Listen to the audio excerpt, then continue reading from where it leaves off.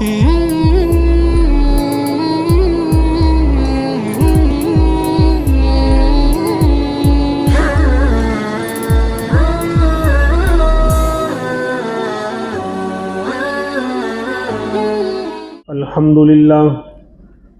لله كفى وسلام على عباده الذين اصطفى أما بعد فأعوذ بالله من الشيطان الرجيم بسم الله الرحمن الرحيم سبحان الذي أسرى بعبده ليلا من المسجد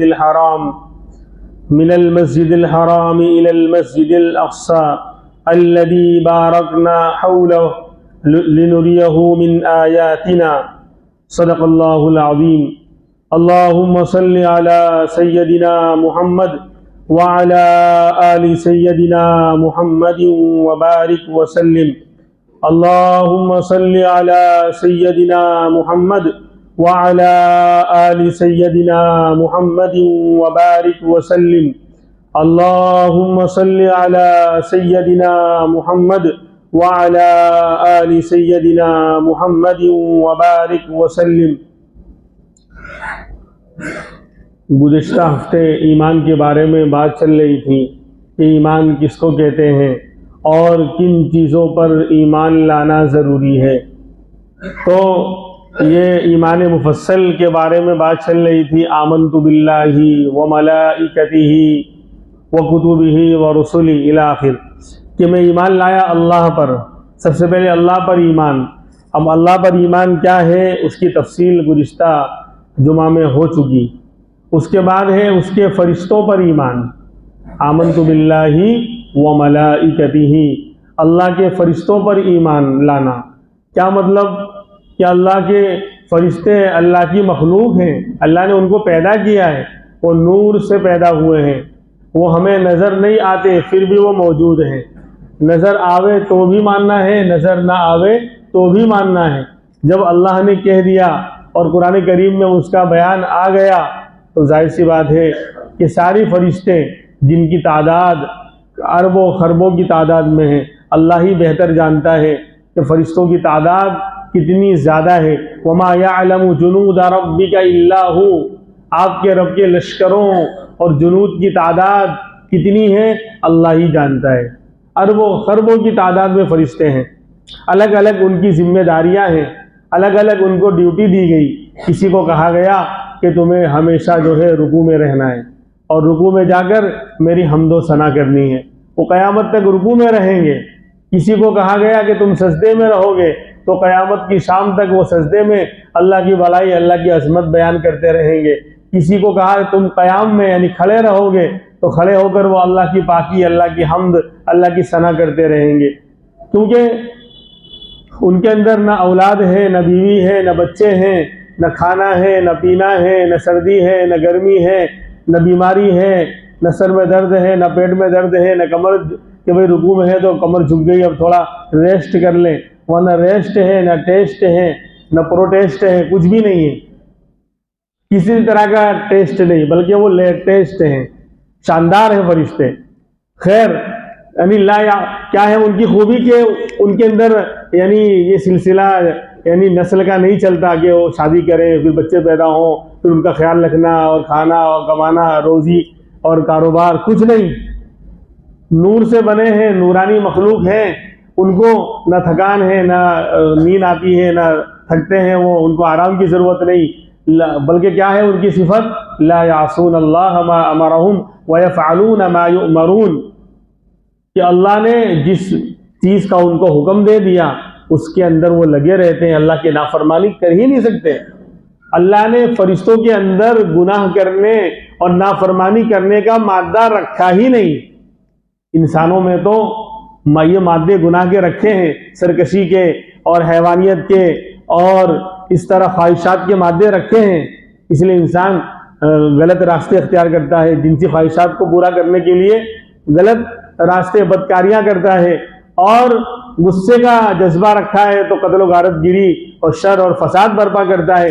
لیکن فرشتوں میں یہ مادے ہیں ہی نہیں، وہ سراپا اطاعت، سراپا فرما بردار ہیں، وہ سر سے پاؤں تک۔ اللہ نے جس کام میں لگا دیا اسی میں لگے رہیں گے، تو بہرحال فرشتوں پر ایمان کا مطلب اور خلاصہ یہ ہوا کہ فرشتے اللہ کی مخلوق ہیں، اللہ نے ان کو پیدا کیا ہے، وہ نور سے بنے ہیں، ان کے اندر توالد و تناسل یعنی کیا کہتے ہیں نسل کا مسئلہ نہیں ہے، اولاد کا نہ بیوی کا، نہ ان کو کھانا ہے نہ پینا ہے نہ کاروبار، کچھ نہیں ہے، بلکہ وہ ہر وقت اللہ کی عبادت میں اللہ کی فرما برداری میں لگے رہتے ہیں، گناہ کر ہی نہیں سکتے وہ۔ یہ فرشتوں پر ایمان۔ پھر اس کے اندر کیٹیگریاں ہیں، کوئی فرشتے اعلیٰ ہیں، 4 فرشتے بڑے ہیں، میکائیل، عزرائیل، اسرافیل اور جبریل علیہم السلام، کچھ حاملین عرش ہیں، عرش کو اٹھانے والے 8 فرشتے ہیں، وہ الگ ہیں۔ تو بہرحال ان کے اندر بھی کیٹیگریاں ہیں، لیکن سارے فرشتوں پر ایمان لانا ہے۔ آمنت باللہ و ملائکتہ، اس کے بعد ہے و کتبہ، اور اللہ کی کتابوں پر ایمان، اللہ کی کتابوں پر ایمان۔ جتنی بھی کتابیں اللہ تبارک و تعالیٰ نے جس زمانے میں بھی انسانوں کی ہدایت کے لیے اتاری ہیں، نازل فرمائی ہیں، سب پر ایمان لانا، سب کو ماننا کہ سب اللہ کی کتاب ہے۔ تو 4 بڑی کتابیں ہیں آسمانی، تورات، زبور، انجیل اور قرآن کریم، چاروں پر ایمان۔ ہم چلیں گے، فالو کریں گے، اتباع کریں گے قرآن کریم کی، لیکن ایمان تو ہمارا ساری کتابوں پر ہوگا۔ 4 تو بڑی کتابیں ہیں اور اس کے ساتھ ساتھ 110 صحیفے ہیں، چھوٹی کتابیں ہیں۔ کل ٹوٹل اگر آپ لگائیں گے تو 114، ایک قول 104 کا ہے اور ایک دوسرا قول 114 کا، یعنی 4 بڑی کتابیں، باقی 110 صحیفے ہیں۔ الگ الگ انبیاء کو چھوٹے چھوٹے رسالے دیے گئے۔ تو اللہ کی کتابوں پر ایمان، تو کتابوں پر ایمان ہوگا تو قرآن کریم پر ایمان، قرآن کریم پر ایمان ہے تو قرآن کریم کے اندر اللہ نے جو کچھ بیان کیا اس پر ایمان۔ آج جو آیت پاک میں نے پڑھی، سبحان الذی اسری بعبدہ لیلا من المسجد الحرام الی المسجد الاقصی الذی بارکنا حولہ لنریہ من آیاتنا، کہ پاک ہے وہ ذات، پاک ہے اور ہر عیب سے منزہ ہے وہ ذات، جو رات کے ایک معمولی حصے میں اپنے بندے محمد صلی اللہ علیہ وسلم کو مسجد حرام بیت اللہ سے مسجد اقصی تک لے گئی، رات کے ایک تھوڑے سے حصے میں 2-5 منٹ کے اندر۔ حالانکہ مسجد حرام تو مکہ میں ہے، اور مکہ سے لے کر مسجد اقصی یہ بیت المقدس جو شہر ہے فلسطین کا وہاں ہے، اور ہزاروں کلومیٹر کا فاصلہ ہے، لیکن اللہ تبارک و تعالیٰ نے اپنی قدرت کی نشانی بتلائی کہ رات کے ایک معمولی تھوڑے سے حصے میں، جتنے حصے میں کہ بندہ اگر بستر پر سویا ہو تو سونے سے جو بستر پر گرمی آتی ہے، گرماہٹ آتی ہے، اور جب اڑ جاتا ہے تو پھر ٹھنڈک آ جاتی ہے، تو گرماہٹ بھی دور نہیں ہوئی تھی، اب جا کر آ بھی گئے۔ کنڈی کا دروازہ جو ہل رہا تھا وہ ہلنا بند بھی نہیں ہوا، اب جا کر آ گئے۔ تو جب دروازہ بند کرتے ہیں اس زمانے میں وہ کنڈی ہلتی رہتی، تو وہ ہلنا بند بھی نہیں ہوا اور آپ جا کر آ گئے۔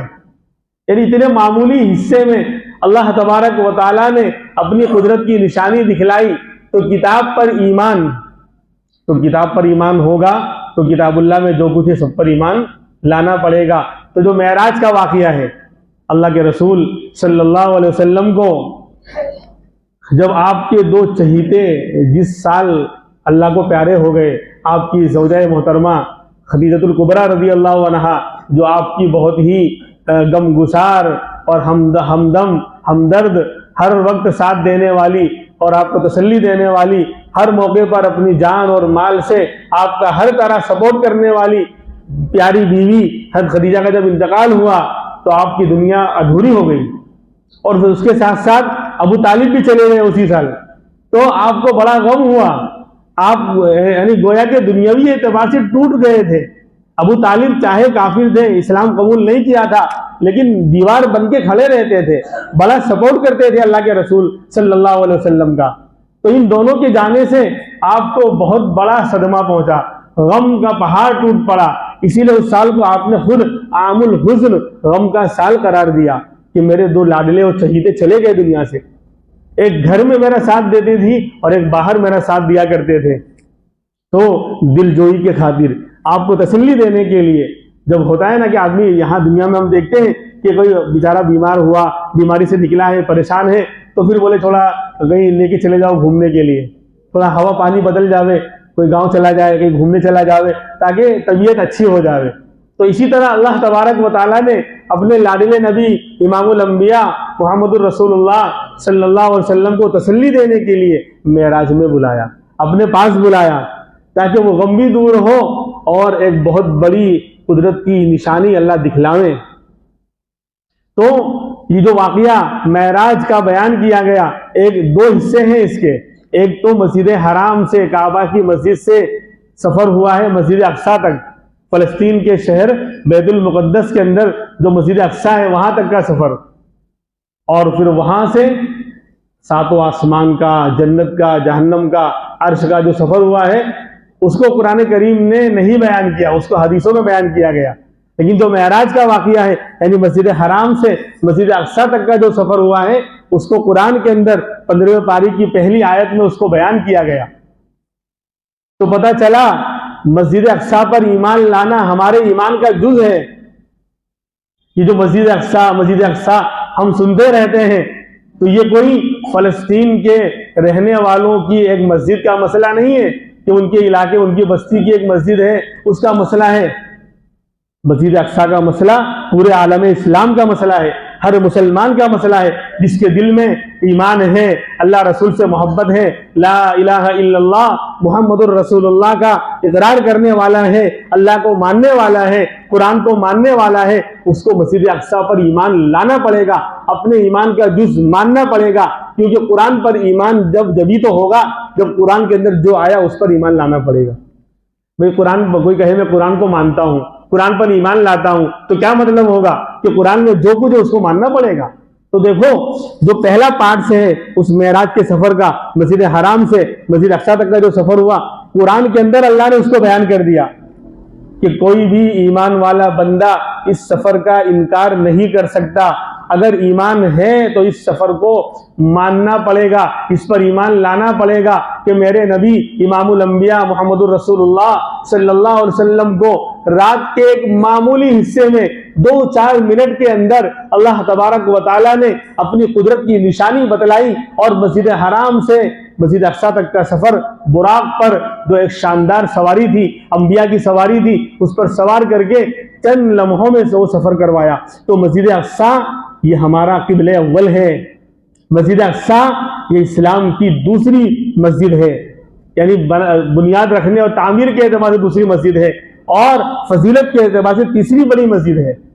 سب سے بڑی مسجد مسجد حرام، کعبۃ اللہ، جہاں کعبہ ہے اس کے آس پاس جو مسجد ہے مکہ کے اندر، وہ مسجد حرام کہلاتی ہے، اللہ کا گھر جس کے اندر ہے، وہ سب سے بڑی مسجد، سب سے پہلی مسجد۔ ان اول بیت وضع للناس للذی ببکہ مبارکا وہدی للعالمین، سب سے پہلا گھر جو اس زمین پر بنایا گیا وہ ہے جو مکہ میں ہے، یعنی کعبۃ اللہ۔ تو سب سے پہلا اللہ کا گھر مسجد حرام ہے، کعبۃ اللہ ہے، وہاں 1,00,000 نماز پڑھنے کا ثواب۔ اس کے بعد 40 سال کے بعد ابو ذر غفاری رضی اللہ عنہ کی حدیث ہے، آپ نے پوچھا کہ سب سے پہلی مسجد کون سی بنائی گئی ہے اللہ کے رسول؟ فرمایا مسجد حرام۔ کیا اس کے بعد کہ مسجد اقصیٰ؟ دونوں کے درمیان کتنا گیپ، کتنا فاصلہ تھا؟ فرمایا 40 سال۔ سیدنا آدم علیہ السلام نے جس طرح کعبۃ اللہ کی بنیاد رکھی، تو آپ ہی نے بعد میں چل کر جو ہے، یا ان کے بیٹے شیث علیہ السلام نے بعد میں چل کر 40 سال کے بعد مسجد اقصیٰ کی بنیاد رکھی۔ تو یہ قدیم ترین مسجدوں میں ہے، یعنی پرانا ہونے کے اعتبار سے دوسرے نمبر کی مسجد ہے مسجد اقصیٰ۔ فضیلت میں تو نمبر 3 پر ہے، مسجد نبوی کے بعد اس کا نمبر آئے گا، لیکن تعمیر ہونے میں نمبر 2 پر ہے۔ اور عجیب و غریب اس کی فضیلتیں ہیں۔ تو بہرحال یہ مسجد اقصیٰ تک کا جو سفر ہوا، اس کو ہر مسلمان کو اس پر ایمان لانا پڑے گا۔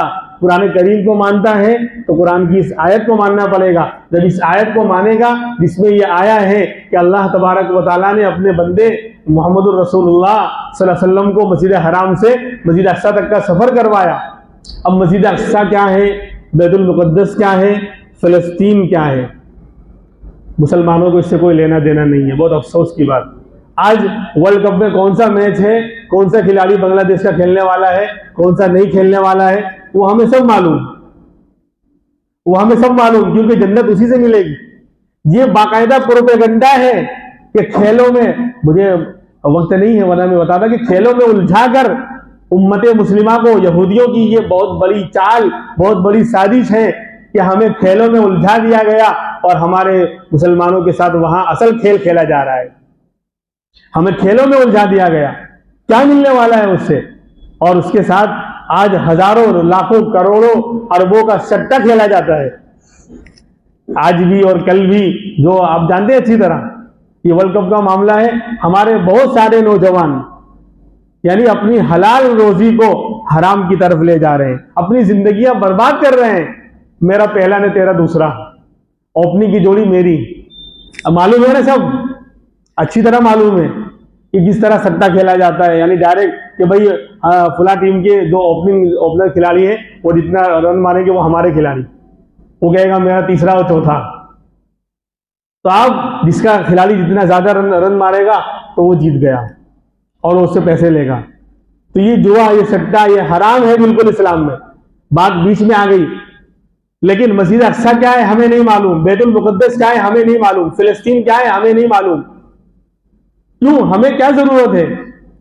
ان کا ایمان، ان کے جذبات، ان کے مقابلے میں ہم تو زیرو ہیں۔ آج وہ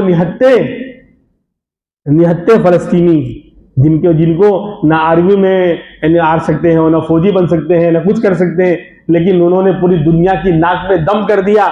ایمان کا جذبہ، لا الہ الا اللہ کا جذبہ، اللہ رسول کی محبت میں وہ کارنامہ انجام دیا ہے کہ ان کی نیندیں حرام کر دی ہیں۔ بہرحال تو مسجد اقصیٰ یہ پورے عالم کے مسلمانوں کا مسئلہ ہے، صرف فلسطین کے رہنے والے، بیت المقدس کے رہنے والے مسلمانوں کی ایک مسجد کا مسئلہ نہیں ہے کہ ہمارے علاقے میں پترے والی مسجد ہے تو بولے پترے والی مسجد کا مسئلہ نہیں، بولے علاقے والوں کا مسئلہ ہے۔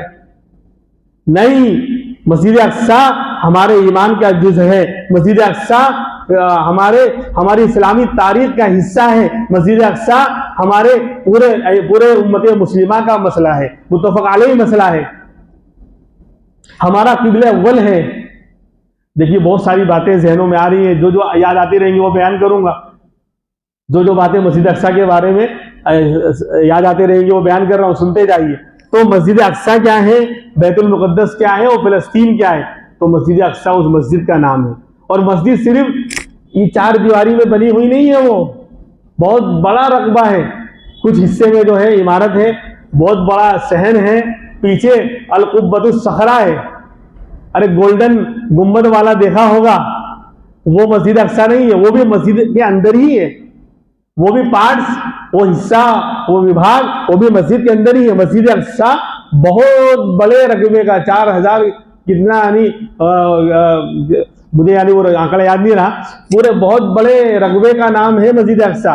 اس میں ایک جگہ پر تو عمارت باقاعدہ مسجد اقصیٰ کی بنی ہوئی ہے، پھر دوسرا حصہ صحن کا ہے، پھر ادھر جو ہے بہت سارے وضو خانے اور نالیاں اور تالاب اور میدان اور کچھ جو ہے درخت، باغ، سب مسجد کا صحن ہے۔ پھر پیچھے کی طرف جو ہے القبۃ الصخرہ، جس کو وہ لوگ سلیمانی ہیکل کہتے ہیں، ہیکل سلیمانی، ہیکل سلیمان، تو وہ القبۃ الصخرہ کہلاتا ہے، وہ بھی مسجد کا حصہ ہے، لیکن اصل مسجد وہ نہیں ہے۔ اصل مسجد تو پرانی عمارت ہے۔ آج آپ اگر یوٹیوب پر سرچ کریں گے آپ کو پتہ چلے گا، ورنہ یہودی اسی القبۃ الصخرہ کو ہی دکھلاتے ہیں پوری دنیا میں کہ یہ مسجد اقصیٰ ہے، کیونکہ اس کو تو باقی رکھنے والے ہیں۔ اصل شہید کرنا ان کو مسجد اقصیٰ کو ہے، تاکہ امت مسلمہ کو یاد رہے کہ اصل مسجد یہ ہے، اور جو اصل مسجد ہے وہ چھپ جاوے تو ہم اس کو توڑ دیں گے، ختم کر دیں گے، تو ان کو پتہ ہی نہیں چلے گا۔ اسی لیے وہ جو سرخ اور پیلے اور سرخ گنبد والا جو عمارت شاندار نظر آتی ہے اس کو دکھلاتے ہیں کہ یہ مسجد اقصیٰ ہے، اور ہر مسلمان سمجھتا ہے مسجد اقصیٰ یہی ہے۔ نہیں، وہ تو ایک حصہ ہے مسجد اقصیٰ کا، اس کا صحن بہت بڑا ہے۔ بہرحال اسلام تو مسجد اقصیٰ اس مسجد کا نام ہے، اور بیت المقدس شہر کا نام ہے۔ جیسے پترے والی مسجد کا نام ہے، احمد آباد شہر کا نام ہے، اور فلسطین اس ملک کا نام ہے، جسے انڈیا میں احمد آباد اور احمد آباد میں پترے والی مسجد، تو ایسے ہی فلسطین ملک ہے، اس کے اندر شہر بیت مقدس اور بیت المقدس دونوں بولا جاتا ہے، یعنی پاک گھر اس شہر کا نام ہی پڑ گیا۔ کیوں؟ بہت بڑی تاریخ انبیاء کی وابستہ ہے، ابراہیم علیہ السلام، موسیٰ علیہ السلام، عیسیٰ علیہ السلام، پھر ابراہیم علیہ السلام کے صاحبزادے یوسف علیہ السلام، ان کے صاحبزادے یا اسحاق علیہ السلام، یعقوب علیہ السلام ان کے پوتے ہیں، پھر یعقوب علیہ السلام کے صاحبزادے یوسف علیہ السلام وغیرہ، یعنی بہت سارے انبیاء کا وطن رہا فلسطین، وطن فلسطین رہا، ملک شام رہا، سب آس پاس میں ہیں۔ تو بیت المقدس شہر کو انہوں نے اکثر انبیاء نے اپنا وطن بنایا، اس لیے اس کا نام ہی پڑ گیا بیت المقدس، پاکیزہ شہر۔ تو بیت المقدس شہر کا نام ہے، اس کے اندر مسجد اقصیٰ ہے، اور فلسطین پورے ملک کا نام ہے۔ اور آج یہودیوں نے 1967 سے جو قبضہ کیا ہے، ہٹلر نے پوری دنیا میں ان کو اتنا مارا، لاکھوں کی تعداد میں ختم کیا، 90% یہودیوں کو ختم کیا، 10% کو چھوڑا تھا، اور اس نے یہ کہا تھا اس لیے چھوڑتا ہوں تاکہ آئندہ آنے والی نسل ان کو یاد رکھے کہ ان کے ساتھ کیسا ظلم ہوا ہے۔ اور وہ کہتا تھا کہ ہر بری سازش کو اگر کھول کر دیکھو گے تو پیچھے یہودی بیٹھا ہوگا، اور بولے دنیا میں سب سے اچھا مذہب اسلام ہے، اور سب سے اچھی شخصیت امام الانبیاء محمد الرسول اللہ کی ہے، اس نے ہٹلر نے گواہی دی ہے۔ بولے 10% کو اس لیے چھوڑتا ہوں تاکہ یہ لوگ عبرت کا سامان بنے، لوگ ان کو دیکھے تو عبرت لے کے دیکھو عیاری اور دھوکے بازی اور مکاری اور سازشیں کرنے والوں کا انجام کیا ہوتا ہے۔ اس کو کئی مرتبہ ان لوگوں نے دھوکہ دیا، فوج میں اس نے رکھا تو فوج میں دھوکہ دیا، تو اس نے پوری یہودیت کو ہی ختم کر دیا، 90% یہودیت کو، یعنی کئی لاکھ، وہ آنکڑا مجھے یاد نہیں ہے، یہودیوں کو اس نے پوری دنیا میں، جرمنی میں خاص طور پر بہت مارا، ختم کر دیا پورا۔ تو اسی میں سے بچ کر آئے تھے فلسطین میں، فلسطین والوں نے پناہ دی تو الٹا آئندہ قبضہ کرنا شروع کر دیا۔ آج قبضہ کرتے کرتے کرتے غزہ جو شہر ہے، چھوٹا سا شہر، یعنی 18 کلومیٹر لمبا اور 12 کلومیٹر چوڑا، اتنا چھوٹا سا شہر غزہ بچا ہے، اور تھوڑا اور آس پاس کے علاقے ہیں، یعنی بہت معمولی حصہ فلسطینیوں کے پاس رہ گیا۔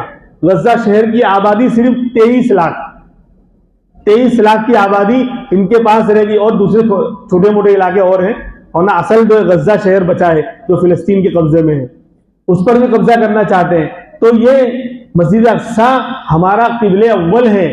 شروع میں جب اللہ کے رسول مدینہ پاک تشریف لے گئے ہجرت کر کے، تو شروع کے 17-18 مہینے یعنی تقریباً 1.5 سال مسجد اقصیٰ کی طرف رک کر کے نماز پڑھی ہے۔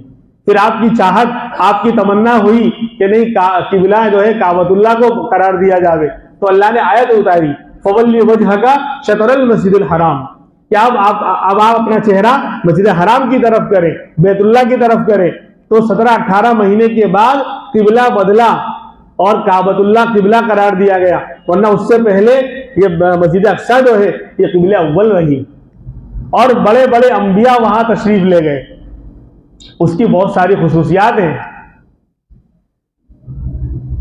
جو معراج کا سفر ہوا، جو سب سے پہلے آپ کو مسجد حرام سے مسجد اقصیٰ لے جایا گیا، اور وہاں سارے انبیاء کو پہلے سے جمع کر دیا گیا، ان کی روحوں کو آدم علیہ السلام سے لے کر عیسیٰ علیہ السلام تک 1.25 لاکھ انبیاء کی صفیں تیار تھی، نماز پڑھنے کے لیے انتظار امام صاحب کا ہو رہا تھا۔ تو ہمارے نبی امام الانبیاء محمد الرسول اللہ تشریف لائے اور سب کی امامت کروائی، وہ ہے مسجد اقصیٰ، جہاں جس کو یہ شرف حاصل ہے کہ سارے انبیاء وہاں جمع ہوئے اور سب نے مقتدی بن کر ہمارے نبی کے پیچھے، ہمارے نبی کی اقتداء میں امامت میں نماز پڑھی۔ مسجد اقصیٰ کو وہ شرف حاصل ہے۔ مسجد اقصیٰ ان 3 اسلام کی بڑی مسجدوں میں ہے، مسجد حرام، مسجد نبوی، اور نمبر 3 پر مسجد اقصیٰ ہے، جس کی طرف سفر کر کے جانا یہ حدیث اور قرآن سے ثابت ہے، یعنی سفر کرنا اجر و ثواب کا باعث ہے۔ بغداد جانے کا ثواب نہیں ہے، کوفہ جانے کا ثواب نہیں ہے۔ آج کل تو لوگ عمرے کے ساتھ بولے 11ویں شریف بغداد میں ہوگی، اور 12ویں شریف کہاں ہوگی، اور 13ویں شریف کہاں ہوگی، 14ویں شریف کہاں ہوگی؟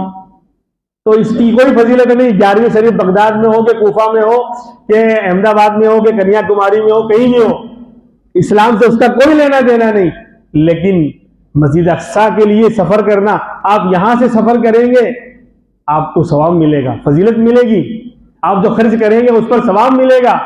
کیوں؟ مسجد اقصیٰ کی فضیلت ایک روایت میں ہے، ایک نماز پڑھنے کا ثواب 1000 نماز کے برابر، ایک نماز پڑھنے کا ثواب 1000 نماز پڑھنے کے برابر۔ باقی دنیا کی ساری مسجدیں برابر ہیں، دلی کی جامع مسجد میں آپ نماز پڑھیں گے وہاں ایک نماز کا ثواب، لیکن مسجد اقصیٰ میں پڑھیں گے 1000 نماز کا ثواب، اور دوسری روایت میں تو ہے کہ 25000۔ یہ تو متفق علیہ روایت ہے، ورنہ بعض روایتوں میں ہے کہ ایک نماز پڑھنے کا ثواب وہاں 25000 نماز کے برابر ہے، اور مسجد نبوی میں ایک نماز پڑھنے کا ثواب 50000 نماز کے برابر ہے، اور مسجد حرام میں کعبہ میں ایک نماز پڑھنے کا ثواب 1,00,000 نماز پڑھنے کے برابر ہے۔ تو یہ فضیلت مسجد اقصیٰ کو حاصل ہے کہ وہاں کے لیے سفر کرنا یہ دین کا حصہ ہے، اجر و ثواب کا سبب ہے۔ جو مال آدمی خرچ کرے گا وہ ثواب سے خالی نہیں ہوگا، جو تھکے گا قربانی دے گا وہاں جانے کے لیے، وہاں کی برکتوں کو حاصل کرنے کے لیے، سب پر اجر و ثواب اس کو ملے گا۔ اور تقریباً بعض روایتوں میں ہے کہ 500 انبیاء کی قبریں وہاں موجود ہیں، معمولی چیز نہیں ہے۔ 500 انبیاء کی قبریں وہاں موجود ہیں، یوسف علیہ السلام، یعقوب علیہ السلام، اسحاق علیہ السلام، اور بھی بڑے بڑے جلیل القدر انبیاء وہاں آرام کر رہے ہیں، وہ ہے مسجد اقصیٰ۔ اور بڑے بڑے صحابہ نے وہاں کا سفر کیا، اور بڑے عجیب و غریب وہاں کی داستانیں ہیں، یعنی باقاعدہ بہت سے صحابہ نے بالقصد مسجد اقصیٰ کا سفر کیا۔ عمر بن خطاب رضی اللہ عنہ، حضرت بلال رضی اللہ عنہ، عبادہ ابن صامت رضی اللہ عنہ، ابو عبیدہ ابن جراح رضی اللہ عنہ، بلکہ عبادہ ابن صامت رضی اللہ عنہ تو وہی مدفون ہیں، مسجد اقصیٰ کے پڑوس میں ہی وہ آرام کر رہے ہیں، وہیں ان کا انتقال بھی ہوا۔ تو مسجد اقصیٰ سے مسلمانوں کی بہت بڑی داستانیں وابستہ ہیں۔ آج جب تک امت میں تقویٰ تھا، اللہ کا ڈر تھا، اور ایمان تھا، اور اعمال تھا، تو یہ ہمارا یہ قبلہ اول ہمارے قبضے میں تھا، ہمارے پاس تھا۔ لیکن جب ہمارے اندر ناقدری آئی، ناشکری آئی، اور بدعمالی آئی، اللہ کا تعلق ختم ہوا، دین سے ہم دور ہوئے، تو اللہ نے اس قبلہ اول کو چھین کر یہودیوں کے قبضے میں دے دیا۔ جو بیت المقدس شہر اور جو مسجد اقصیٰ بغیر جنگ کے امیر المومنین خلیفۃ المسلمین حضرت عمر بن خطاب رضی اللہ عنہ کے ہاتھ پر بغیر لڑے، آپ کی تقویٰ، آپ کی طہارت، آپ کے عدل و انصاف کو دیکھ کر بغیر لڑائی اور جنگ کے یہودی غلامی کرنے کے لیے تیار ہو گئے تھے۔ وہ واقعہ اچھی طرح تاریخ نے بیان کیا ہے، ہمیں اچھی طرح معلوم ہے کہ جب بیت المقدس کو فتح کرنے کا مسئلہ آیا تو وہاں کے بڑے بڑے پادریوں نے، وہاں کے بڑے بڑے جو علماء پوپ تھے یہودیوں نے یہ کہا کہ جب تک مسلمانوں کے خلیفہ اور امیر المومنین جب تک نہیں آئیں گے ہم بیت المقدس کی چابی حوالے نہیں کریں گے۔ امیر المومنین عمر بن خطاب رضی اللہ عنہ کو پتا چلا کہ یہودیوں کی یہ خواہش ہے، تو کہا ٹھیک ہے میں اکیلے سفر کرنے کے لیے تیار ہوں، میں جاؤں گا۔ صحابہ کرام نے کہا کہ نہیں حضرت، ایک اچھی خاصی تعداد ساتھ میں جانی چاہیے، پتہ نہیں وہ کیا کرے، دھوکہ دے۔ آپ امت کا سرمایہ ہیں، آپ امیر المومنین ہیں، آپ پوری امت کی جان ہیں، آپ اکیلے کیسے جائیں گے؟ وہ یہودی ہمیشہ سازشیں کرتے آئے ہیں، کہیں آپ کو بلا کر آپ کے ساتھ غلط معاملہ نہ کر بیٹھے، دھوکہ نہ دے دے آپ کو۔ کہا کہ نہیں، یہ بالکل نہیں ہوگا، میں ضرور جاؤں گا۔ چنانچہ ایک غلام ساتھ لیا تھا، آپ کو واقعہ اچھی طرح معلوم ہے، ایک غلام صرف ساتھ میں لیا اور ایک اونٹنی سواری کی لی، اور یہ کہا کہ منزل بمنزل باری باری ہم سواری کریں گے، ایک منزل تک میں سوار رہوں گا، تم پیدل چلو گے، اور دوسری منزل پر تم سوار ہو جانا، میں پیدل چلوں گا۔ غلام کہنے لگا امیر المومنین میں تو خادم ہوں، میں غلام ہوں، یہ کیا بات ہوئی کہ آپ پیدل چلیں گے میں سواری پر سوار ہوں گا؟ یہ نہیں ہو سکتا۔ کہا کہ نہیں، میرا عادل ہے، میرا انصاف ہے کہ ایک منزل تک تم سوار رہو گے، میں پیدل چلوں گا۔ اور جب نکلنے لگے میرے بھائیوں، اس کپڑے پر 12 پیون لگے ہوئے تھے۔ دنیا کا سارا مال فاروق اعظم کے قبضے میں آ چکا تھا، 22 लाख मुरब्बा मील पर हुकूमत करने वाला वो शख्स, اور غیروں نے گواہی دی کہ اگر عمر فاروق 10 سال اور زندہ رہ جاتے پوری دنیا پر اسلامی پرچم لہراتا. ایسا عدل و انصاف کا ماحول قائم کیا تھا. چاہتے تو دنیا اور ہر چیز سے فائدہ اٹھاتے، لیکن کھانا بھی بغیر چھنے ہوئے آٹے کی روٹی کھاتے تھے. ہم تو چھنا ہوا آٹا کھاتے تو بھی گلے میں پھنستا ہے، وہ بغیر چھنے کی جو کے آٹے کی روٹی کھاتے تھے. ایک مرتبہ ایک صحابی ساتھ میں بیٹھے، کہا کہ کھانا لایا گیا امیر المومنین کا، اور تیل تھا، زیتون کا تیل تھا اور روٹی تھی، سالن کچھ نہیں تھا. جب ان صحابی نے لقمہ اٹھایا اور چبایا تو نکلا نہیں گیا کہ امیر المومنین اس سے اچھا کھانا ہو سکتا ہے؟ آپ ایسا کھانا کھاتے ہیں. کہا کیا میری ساری پبلک کو اس طرح کا کھانا مل رہا ہے؟ میری ساری رعایا کو جس کا میں بادشاہ بنا ہوں، ہر کوئی اس طرح کا کھانا کھا رہا ہے؟ اگر ان کو اچھے کھانے نہیں مل رہے ہیں تو میں بھی نہیں کھا سکتا. کل قیامت میں خدا کو کیا جواب دوں گا؟ تو 12 پیون اس کپڑے میں لگے ہوئے تھے، اور بعض جگہ پر کپڑے کا پیون نہیں، چمڑے کا پیون لگا ہوا تھا. تو کپڑے پھٹے تھے لیکن ایمان نہیں پھٹا تھا، اللہ کا تعلق نہیں ٹوٹا تھا، اللہ کا تعلق مضبوط تھا. چنانچہ روانہ ہوئے منزل بمنزل، کبھی غلام سوار ہوتا، کبھی جو ہے آپ سوار ہوتے. اور شاعر نے کہا تھا فلسطین کی ترجمانی کرتے ہوئے کہ میں فلسطین ہوں، میں فلسطین ہوں. آئے تھے ایک دن میرے گھر آئے تھے، دشمنوں کو بھی تنہا نظر آئے تھے. اونٹ پر اپنا خادم بٹھائے ہوئے میری اس سرزمین پر عمر آئے تھے. جب بیت المقدس قریب آیا تو بڑے بڑے پادری، بڑے بڑے ان کے جو ہے علماء اور بڑے بڑے مالدار لوگ اپنی اپنی چھتوں پر چڑھ کر دیکھ رہے ہیں دور سے کہ مسلمانوں کا خلیفہ امیر آ رہا ہے. جب شہر میں داخل ہونے کا وقت آیا تو امیر المومنین کے پیدل چلنے کی باری ہے اور غلام کے سوار ہونے کی باری ہے. تو غلام کہنے لگا امیر المومنین اب تو سوار ہو جائیے، یہ لوگ کیا کہیں گے، یہ یہودیوں کے بڑے بڑے پادری کیا کہیں گے، یہ پوپ کیا کہیں گے کہ مسلمانوں کا خلیفہ پیدل آیا اور غلام اوپر سوار ہو کر آیا. کہا کہ میں لوگوں کے کہنے سے اپنے انصاف کو نہیں بدل سکتا. اگر آج میں نے لوگوں کے کہنے کی پرواہ کی، کل قیامت میں میرا خدا کیا کہے گا؟ کیا کہ عمر، لوگوں کے کہنے پر تم نے عدل و انصاف کو بدل دیا، تم نے ظلم کیا اپنے خادم کے ساتھ، اس کو پیدل کر کے لائے اور خود سوار ہو گئے. نہیں، میں پیدل چلوں گا. جب شہر میں داخل ہوئے تو عیسائیوں کا سب سے بڑا پادری پوپ آگے بڑھتا ہے اور آپ کو سلام کرتا ہے اور فوراً چابی نکال کر حوالے کرتا ہے کہ لو امیر المومنین، یہ بیت المقدس کی چابیاں ہیں، یہ مسجد اقصی کی چابیاں ہیں، ہم غلامی کرنے کے لیے تیار ہیں. او مسلمانوں، جس کے چہرے کو دیکھ کر بیت المقدس فتح ہو گیا، جس کے عدل و انصاف کو دیکھ کر مسجد اقصی ہمارے قدموں میں آ گئی، مسلمانوں کے حصے میں آ گئی، جس کی تقویٰ و طہارت کو دیکھ کر اللہ تبارک و تعالیٰ نے بغیر جنگ کے ہمیں اتنا بڑا ہمارا قبلہ اول ہمیں لوٹا دیا. جب ہم نے اللہ کی نافرمانی کی اور عیاشیاں کی اور گناہ کیے تو اللہ نے چھین کر یہودیوں کے قبضے میں دے دیا ہے. اور اس نے کہا کہ ہم نے نشانیاں پڑھ رکھی تھی کہ بیت المقدس کو فتح کرنے والا بادشاہ خود آئے گا اور پیدل ہوگا، غلام سوار ہوگا اور اس کے کپڑے پر پیون لگے ہوں گے. جب دیکھ کر ساری نشانیاں ہمیں نظر آ گئی تو ہم چابی دینے کے لیے تیار ہیں. تو آج وہی ملک شام اور فلسطین کا علاقہ، اس کا شہر بیت المقدس اور اس کے اندر ہمارا قبلہ اول مسجد اقصی ہمارے دلوں کی دھڑکن ہے. یہ اور بات ہے کہ ہمیں نہیں معلوم، ہمیں کچھ پتہ نہیں ہے. یہ مسجد اقصی اسلام کی تیسری سب سے بڑی مسجد ہے.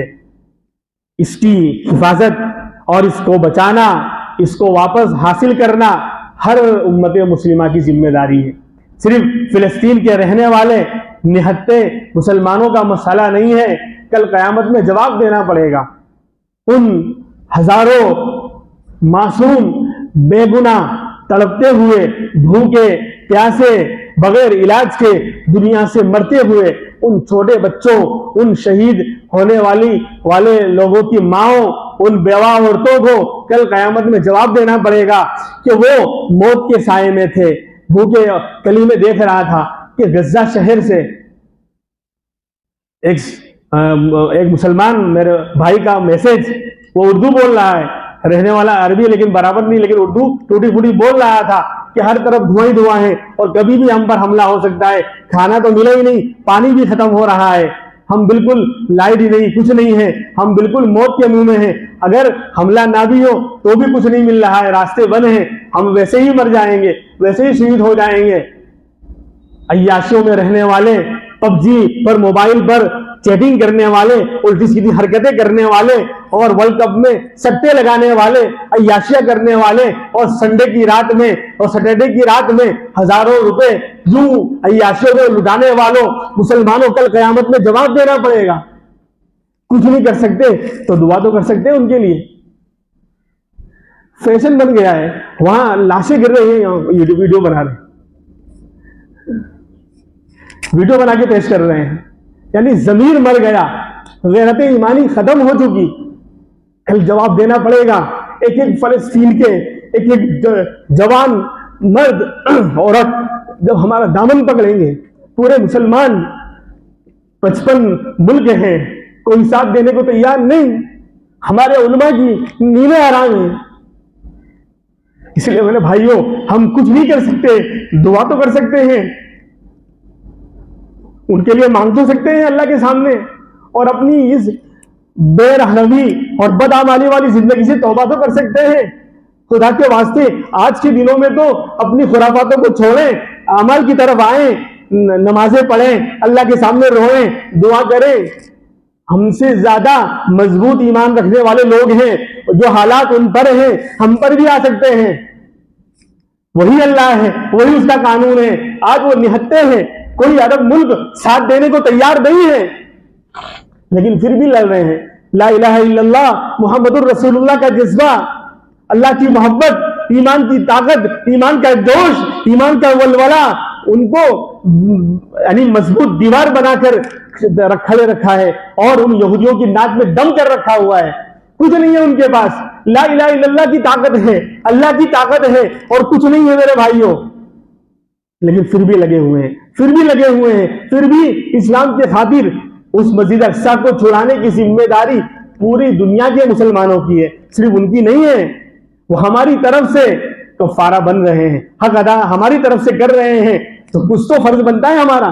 اس لیے دعا کریں گے انشاءاللہ. نماز کے بعد انشاءاللہ دعا ہوگی، تفصیل سے دعا ہوگی. اور کچھ نہیں کر سکتے، اپنے اعمال کو ٹھیک کریں. تب تک اس طرح گناہوں والی اور موبائل کے پیچھے پتہ نہیں کیسی گندی گندی چیزیں دیکھ کر کب تک اپنے ایمان اور اپنی ضمیر کا سودا کرتے رہیں گے، کب تک اپنی لائف کو ستیہ ناش ہم لوگ کرتے رہیں گے. دین بھی برباد، مال بھی برباد، دنیا بھی برباد، رات بھی برباد، صحت بھی برباد. کتنی بربادی کا شکار ہوتے رہیں گے. ہمارے نوجوان، 30 سال کا نوجوان ایسا لگتا ہے 50 سال کا بوڑھا ہو چکا ہے. راتوں کو بالکل کیا کہتے ہیں برباد کر چکے ہیں. 2 بجے 3 بجے 4 بجے جب اللہ والوں کے اٹھنے کا وقت ہوتا ہے، تہجد گزاروں کے اٹھنے کا وقت ہوتا ہے، تب نوجوان سونے جا رہا ہے. وہ بھی نیٹ کا پیک ختم ہو گیا، اسی لیے اب سونے جا رہا ہے. اللہ دنیا میں بھی دکھائے گا. یعنی ہر چیز کی ایک لمٹ ہوتی ہے، ایک وقت ہوتا ہے، ایک لمٹ ہوتی ہے. اللہ بھی دیکھ رہا ہے میرے بھائیوں. جو حالات ان پر ہیں وہ تو پھر بھی جھیل رہے ہیں. ان کا تو جگر ہے، جذبہ ہے، وہ تو موت کے سائے میں رہتے ہیں. اگر وہ حالات یہاں آ گئے ہم کیا کریں گے؟ ہم تو یوں ہی مر جائیں گے. اس لیے میرے بھائیوں اپنے اعمال کو ٹھیک کریں اور اپنی جان مال وقت کو صحیح جگہ لگائیں، اپنے آپ کو بچائیں، اپنی راتوں کو برباد نہ کریں. کچھ نہیں کر سکتے سو جائیں، غلط چیزیں نہ دیکھیں، غلط چیزوں پہ اپنا جان مال وقت خرچ نہ کریں. اور یہ ورلڈ کپ کی جو نحوست چل پڑی ہے اس میں سٹے وغیرہ اور گناہوں کے اندر اپنے آپ کو ملوث نہ کریں. سٹا کس طرح کھیلا جاتا ہے وہ آپ اچھی طرح جانتے ہیں. آن لائن بھی ہو رہا ہے اور آف لائن پر بھی لوگ کھیلتے ہیں. نہ کریں، نہ کریں. حلال روزی کما رہے ہیں اس کو حرام اور گندی اور ناپاک نہ کریں. خدا کے واسطے اللہ، اگر ہم نے اپنے آپ کو حرام سے بچا لیا، گناہ سے بچا لیا، تو بھی اللہ بہت نواز دے گا. اللہ رب العزت جو باتیں میں نے کہی ایک دل کی آواز تھی، اور اگر کوئی جملہ اس طرح کا یعنی بے اختیار نکل گیا ہو تو اس کے لیے معافی چاہتا ہوں، لیکن ایک کیا کہتے ہیں ترجمانی کرنی ضروری تھی، پیغام پہنچانا ضروری تھا، اس لیے اس منبر سے اللہ کے رسول کی نیابت کرتے ہوئے یہ خادم آپ کی طرف جو ہے پیغام پہنچایا میں نے۔ جو کمی کوتاہی ہو اللہ ہم تمام کو معاف کرے اور امت مسلمہ کے لیے اللہ بہترین فیصلہ فرمائے، اسلام کو حق کو اللہ غالب فرمائے، ہمارے قبلہ اول مسجد اقصیٰ کو اللہ دوبارہ ہمیں وہاں نماز پڑھنے اور عافیت کے ساتھ دوبارہ ہمارے قبضے میں اللہ اس کو جو ہے ہمیں کرنے کی توفیق عطا فرمائے۔ وآخر دعوانا ان الحمد للہ رب العالمین۔